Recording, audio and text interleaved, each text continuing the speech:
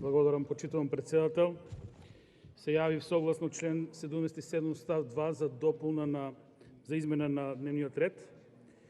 Именно дополнетиот предлог Закон за финансиска стабилност беше точка 3, сега е точка 10, да биде подместен на точка 20.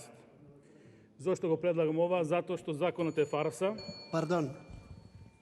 За таа точка е изјасните собранието.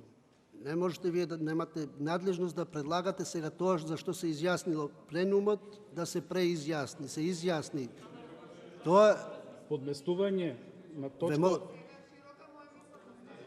од точка 10 да биде на точка 20. Па не може нова точка која се изгласа како таква. Ако е редовната точка, точката 10 беше прогласено, односно гласено да биде точка 6. Не разбирате од предлогот. Финансиска стабилност. Полека сега, јас ви кажувам, точката 10 од предлог дневен ред беше изгласана по ваш предлог од ваш колега да биде разгледана како точка 6 и тој предлог е усвоен. За кој закон зборуваме? За точка 10 вие зборувате. Ја ви кажувам за Јас точка. зборувам за точка 3 од почетокот на седмицата. Финансиска Тоа стабилност. е друго, точка 3. Океј. Точка 3, затоа викам уште на почетокот. Точка 3 од предлогот да се разгледа како Точка 20. 20. Добро е така, да расчистим.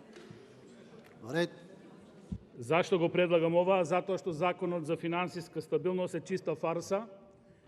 Имено во државата сите ги знаеме бројките, а владата само како и министрите за финансии и од економскиот ресор како да не ги знаат бројките.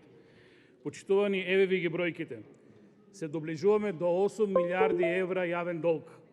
Јавниот долг на крајот на 2021 година беше 62%. Невидена брука од министерот Бесими, кој ќе каже дека е намален процентот на јавниот долг во однос на бруто домашниот производ како најголемо достигнување во економијата, а тоа е чиста математичко-статистичка операција затоа што бруто домашниот производ е под силен притисок на 10% инфлација. Долгот си останува 8 милиарди. Беше 8 милиарди, стана 8 милиарди. Не знам кој е успехот на министерот.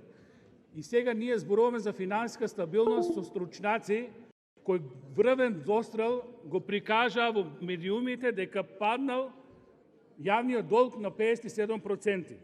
Значи, ова е несериозно од една влада и уште како овие луѓе од секторот за финансии и од економија да не знаат дека имаме многу кризи во државата. Имаме безбедносна криза, имаме здравствена криза, имаме енергетска криза, имаме топлинска криза. Имаме економска криза, имаме криза во прехранбената сфера. И сега и треба закон за да констатираат дека имаме и финансиска криза. И имаме финансиска криза, само да се констатира. Што е тоа проблематично да се констатира дека долгот е 8 милиарди евра, дека оваа година падот на девизните резерви е 400 милиона евра, дека е загрозен денарот, дека имаме прак на сиромаштија на 500.000 граѓани на Република на Македонија. Имаме просечна плата и покрај тоа што правевте ујдурми со минималната плата повторно под 500 евра. Тоа се бројките и сега ние тука ќе нешто као брзаме да донесеме закон за финансиска стабилност за да констатираме дека државата е во страхотен финансиски долг и финансиско робство. Затоа се потребни избори, а не вакви фарси. Благодарам. Благодарам.